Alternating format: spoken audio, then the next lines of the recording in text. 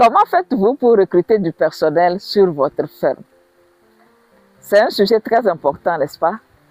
Parce que, quels que soient les moyens financiers dont vous disposez, vous avez toujours besoin de personnes pour vous aider à matérialiser votre vision.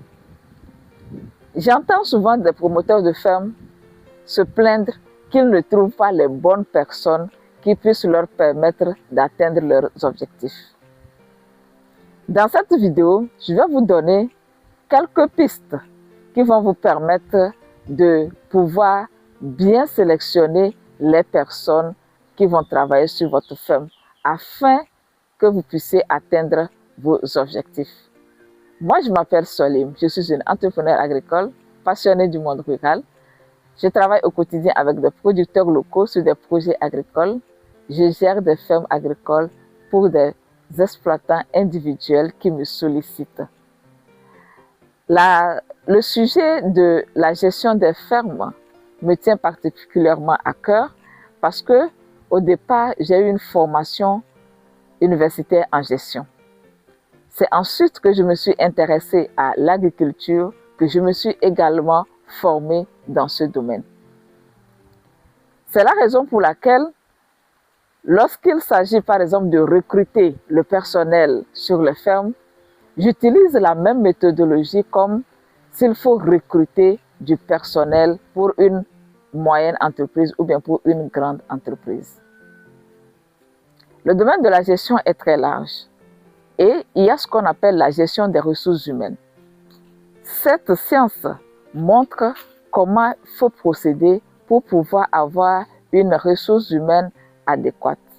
Donc, en me basant sur ce que j'ai appris en gestion des ressources humaines, je vais l'adapter au contexte de l'agriculture ou bien des fermes agricoles afin de vous permettre d'atteindre un meilleur résultat. Première étape, il faut qu'il y ait un besoin sur la ferme. Celui que je vais recruter doit venir combler un besoin. Si par exemple, je veux me lancer dans la production végétale et que moi-même, je n'ai pas les compétences en tant que promoteur de ferme pour pouvoir conduire les productions, alors je comprends que j'ai un besoin de recruter un technicien en production végétale.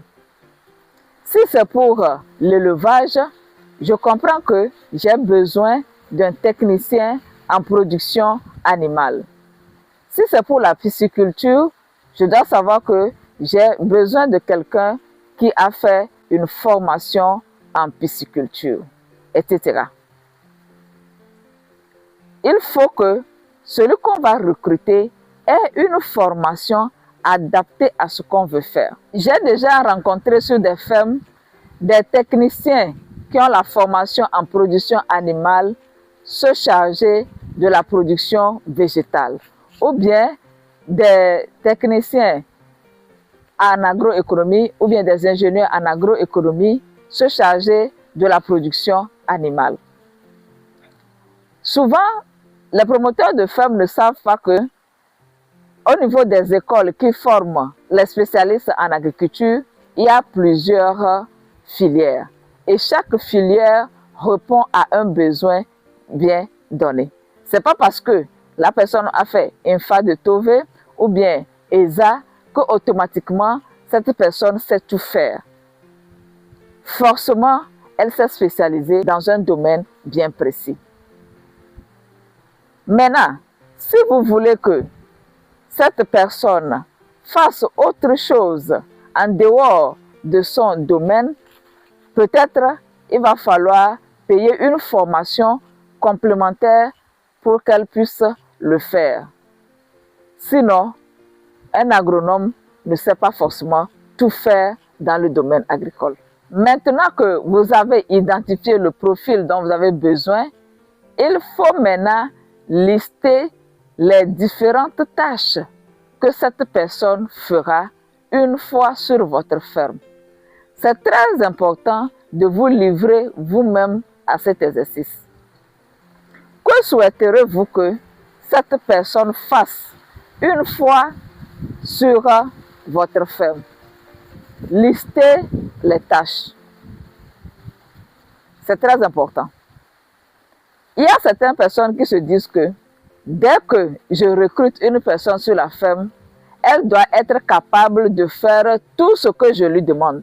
Recruter une personne sur votre ferme sans spécifier les tâches qu'elle doit accomplir est souvent source de conflit. Je vais vous donner un exemple. L'année dernière, j'offrais une consultation sur une ferme et il y a des techniciens. À un moment donné, on n'avait pas vraiment de métier, de la main-d'œuvre pour pouvoir travailler. Les techniciens viennent, ils font de leur possible pour pouvoir avoir les métiers, mais n'arrivent pas à avoir des gens pour travailler. Donc ça veut dire qu'on a du travail sur la ferme et il y a du retard. Je fais donc le compte rendu aux promoteurs pour leur dire que actuellement on n'a pas de métier sur la ferme pour pouvoir réaliser les activités à temps. C'est en cela que les promoteurs me disent, mais normalement les techniciens sont là, ils doivent sarcler s'il n'y a pas de métier pour venir travailler. Donc, que les techniciens sarclent, je dois leur dire qu'eux-mêmes, ils doivent aller travailler. J'ai dit, j'ai compris. Je suis allé discuter avec les techniciens et je leur ai dit, bon, vos employeurs disent que du moment où on n'arrive pas à trouver des métiers pour sarcler et que vous restez là toute la journée sans rien faire, il faut que vous-même, vous rentrez dans le champ et commencez par sarcler. Les techniciens m'ont dit que eux, ils ne peuvent pas le faire, que ça ne fait pas partie de ce qu'ils se sont dit au début. Que eux, là, en venant ici, leur travail n'est pas de venir sarcler, qu'ils ne sont pas des ouvriers. Ce sont les ouvriers qui sarclent. Eux, ils sont là pour pouvoir superviser et faire des rapports. J'ai fait alors le compte rendu aux promoteurs. Et c'est là que les promoteurs ont commencé par s'énerver et dire que les jeunes ne veulent pas travailler, les jeunes veulent seulement faire comme des patrons, etc., etc. Ça veut dire qu'ils ne sont pas contents de l'attitude de leurs employés ou bien des techniciens. Mais comme moi je suis l'intermédiaire, j'essaie donc de parler avec eux. J'ai dit aux techniciens, si vous avez la capacité de travailler, mais travailler, vous serez payé, ça va vous faire une source de revenus supplémentaires. Mais là où c'est gâté, les promoteurs disent que même s'ils font le métayage là, on ne va pas leur payer parce que la ferme leur paie déjà un salaire. Les deux parties campaient sur leur position. Mais même si ces techniciens se mettaient dans le champ pour travailler, ils ne pouvaient pas faire grand-chose vu l'étendue de la ferme. Vous voyez? Donc ça, c'était un conflit qui est né comme ça. Et ce conflit est dû au fait que lorsque ces techniciens venaient sur la ferme, on n'avait pas spécifié les tâches. J'ai donc proposé aux promoteurs de ferme que maintenant, là, on va spécifier leurs tâches. Comme ça, chacun sait ce qu'il doit faire sur la ferme pour prévenir d'autres choses dans le futur. Les promoteurs m'ont dit qu'ils vont réfléchir. Après tout, ils sont revenus, m'ont dit que non, que si on fait une spécification de tâches, demain, s'il y a une tâche qu'ils veulent ajouter, les techniciens vont dire qu'il faut aussi qu'on augmente leur salaire. Donc, eux, ils préfèrent que ça soit comme ça, mais du moment où ils sont des employés, normalement, tout ce qu'on leur demande, ils doivent le faire. Je vais m'arrêter là, mais finalement, ils ne se sont pas entendus. Et à un moment donné aussi, moi, je donnais raison aux techniciens. Franchement, je donnais raison aux techniciens. Parce que moi-même qui suis ici, avant d'aller faire un travail sur une ferme, avant d'aller signer un contrat sur une ferme, je spécifie les tâches pour lesquelles je viens travailler sur la ferme. Parce qu'on se connaît. On va te prendre, on dit viens travailler sur cette ferme et tu deviens tout. Tu fais tout. Tu ne comprends plus. Toi, finalement, tu ne vas plus te retrouver.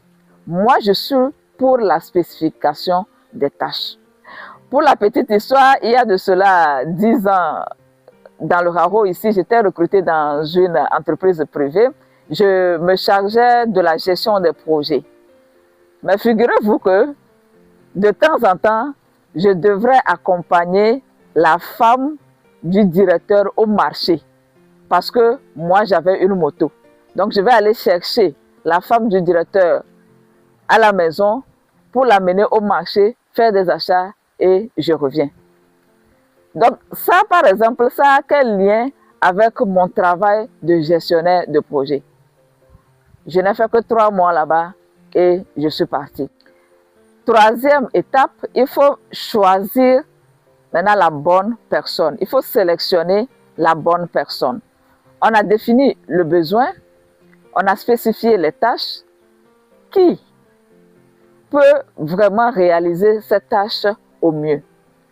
Je vais revenir maintenant sur le cas de la ferme, puisque on est en train de parler de recrutement sur les fermes agricoles. Alors, sur les fermes agricoles, généralement, à part le promoteur, on a besoin d'un gérant. Ensuite, on a besoin des ouvriers. Pour les petites fermes, je vais simplifier ça comme ça. Le gérant est généralement un technicien formé en agriculture. Sur les fermes agricoles, si vous, le promoteur, vous avez la possibilité d'être sur place, vous êtes en même temps le gérant. Maintenant, si vous n'êtes pas sur place, vous recrutez un gérant. Et sur les petites fermes, c'est-à-dire des fermes qui ont moins de 50 hectares, le gérant peut être en même temps le technicien qui se charge de l'exécution des tâches. Ce n'est pas la peine de recruter plusieurs personnes. Non. Celui qui est le gérant peut être en même temps le technicien qui s'occupe de tout. Comme ça, vous lui donnez un salaire conséquent. Et il peut se charger de gérer ce qu'il y a à gérer sur la ferme. Maintenant, vous prenez les ouvriers. C'est très, très important. Les ouvriers sont les personnes même qui veillent à l'exécution des tâches sur les fermes. Et comme moi j'ai l'habitude de le faire, les ouvriers même ont un chef. Donc il y a un chef des ouvriers et les autres ouvriers qui sont sous sa supervision, un gardien. Mais ici, je suis en train de donner des informations de façon générale. Suivant la situation de votre ferme, on peut vous proposer les personnes qu'il faut pour pouvoir la faire marcher comme il faut. Il faut vraiment spécifier ces différentes personnes. Le gérant d'une ferme doit être une personne qui a quand même une capacité intellectuelle un peu élevée. C'est très important. Parce que nous sommes en train de mettre en place des fermes modernes, des fermes sur lesquelles on suit des itinéraires techniques bien donnés. Donc, il faut que la personne ait des facultés mentales un peu élevées pour pouvoir respecter et faire respecter tout ce qu'on lui dit. C'est très important. Au niveau des ouvriers, franchement, il y a des efforts à faire. Parce que ce n'est pas parce qu'on dit ouvrier, ouvrier, que vous allez prendre des gens, les mettre sur les fermes et dire qu'ils sont des ouvriers. Vous voyez comment moi je fais? Les ouvriers là, je vais les chercher dans les villages. Dans les villages reculés, c'est là que je vais prendre des ouvriers. C'est eux qui ont la force pour travailler. Je vois sur certaines fermes, les gens prennent des gens de Lomé, des gens des villes pour venir déposer sur des fermes comme étant des ouvriers. C'est-à-dire que c'est des gens même qui sont incapables de faire 1 carré par jour. Il faut savoir que ce n'est pas donné à tout le monde d'être un ouvrier. Pour être ouvrier, il faut avoir beaucoup de force physique. Et jusqu'ici, moi je pense que c'est ceux qui sont nés et ont grandi dans les villages qui arrivent à faire ce travail d'ouvrier et qui arrivent à persister dans le temps. Mais ceux qui viennent des villes, c'est compliqué. Donc si vous prenez des gens qui ne sont même pas solides sur le plan physique pour venir déposer sur vos fermes en disant que ce sont des ouvriers, maintenant vous allez commencer par vous plaindre qu'ils ne travaillent pas. Ce n'est pas qu'ils ne veulent pas travailler, mais c'est parce qu'ils n'ont pas la force pour pouvoir travailler. Ce n'est pas n'importe qui on prend comme ouvrier. C'est très très important. Les ouvriers que moi je recrute sur la ferme là, c'est-à-dire qu'il y a même vraiment des étapes qu'on passe avant qu'on puisse les retenir comme des ouvriers. Normalement, même recruter, c'est un art. Si vous voulez recruter du personnel, vous devez aller vers des cabinets de recrutement pour qu'ils puissent vous recruter des gens. Mais souvent, vous-même, vous voulez recruter des gens. C'est ça qui fait que vous tombez sur des personnes, des profils qui ne correspondent pas. Et des fois, vous êtes obligé de les traîner comme ça sur la durée. J'aimerais vous donner aussi une astuce concernant le recrutement des gardiens. Si vous voulez un gardien sur votre ferme, prenez quelqu'un qui est un peu âgé. Prenez des gens qui ont 45-50 ans. C'est eux que vous prenez comme gardiens. Et si possible même, qu'ils soient avec leur femme sur la ferme. Là, vous serez un peu tranquille. Parce que le gardien, vous avez besoin qu'il soit sur place. Vous n'avez pas besoin de quelqu'un qui va et vient comme il veut. Une jeune personne a besoin de mouvement, d'aller avec des amis, de rester tard, causer et revenir sur votre ferme. Mais vous n'avez pas besoin de ça. Donc, c'est pourquoi on privilégie les personnes un peu âgées pour garder les fermes. Mais en même temps, vous savez que le gardien, il est âgé, ça veut dire qu'il ne peut pas aussi travailler sur la ferme comme des jeunes. Donc, vous devez accepter aussi cela. En ce qui concerne les ouvriers, moi, je prends entre 20 et 35 ans. Voilà, c'est dans cette tranche d'âge-là que je recrute. Au-delà de ça, je pense que la personne est trop pour être ouvrier.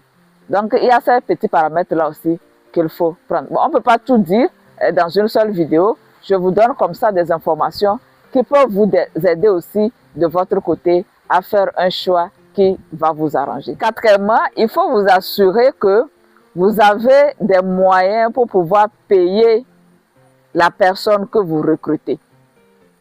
Sérieusement. Au niveau des ouvriers, là, j'ai fait des vidéos dans lesquelles j'ai bien précisé combien il faut prévoir pour avoir un ouvrier. Si vous n'avez pas ce montant, alors laissez affaire d'ouvrier. Laissez les affaires d'ouvrier. Parce que vous n'allez pas recruter quelqu'un et la personne va travailler. Après, vous allez lui dire que vous n'avez pas d'argent. Donc, assurez-vous que vous avez les moyens nécessaires pour pouvoir payer la personne que vous recrutez. Maintenant, il faut savoir que plus la personne est qualifiée, plus elle coûte cher. On est d'accord? Plus elle est qualifiée, plus elle coûte cher. Maintenant, vous pouvez avoir des techniciens et investir dans leur formation. Je pense que ça aussi, ça va vous coûter moins cher que de prendre chaque temps des consultants, parce que les consultants coûtent cher. C'est normal. Un consultant, ça coûte cher. Mais si vous investissez dans la formation de vos techniciens auprès des consultants, ça va vous permettre d'avoir une bonne qualité de travail sur le terrain, mais à un coût un peu plus réduit. Je viens d'aborder comme ça 4 points. Je pense que 4 points, c'est bon. C'est bon, n'est-ce pas? Donc déjà, si vous arrivez à appliquer ces 4 points, ça va beaucoup vous aider dans le recrutement sur votre ferme. Bien sûr qu'il y aura d'autres vidéos dans lesquelles je vais ajouter d'autres éléments. Restez connectés juste sur la chaîne et je vais vous donner de plus en plus d'informations. Je rappelle aussi que le groupe pour l'achat des machines agricoles est toujours ouvert. Il faut que vous soyez intéressé par l'achat des machines agricoles et que vous ayez les moyens. Et en deuxième position, il faut que vous ayez une ferme. C'est très important. Donc, on veut des gens qui vont réellement pratiquer ce qu'on va faire. Donc, si vous êtes intéressé, je mets toujours mon numéro. Alors, mon numéro, il est là. Vous me contactez sur WhatsApp par message uniquement, s'il vous plaît. Et on va discuter pour que vous puissiez intégrer le groupe.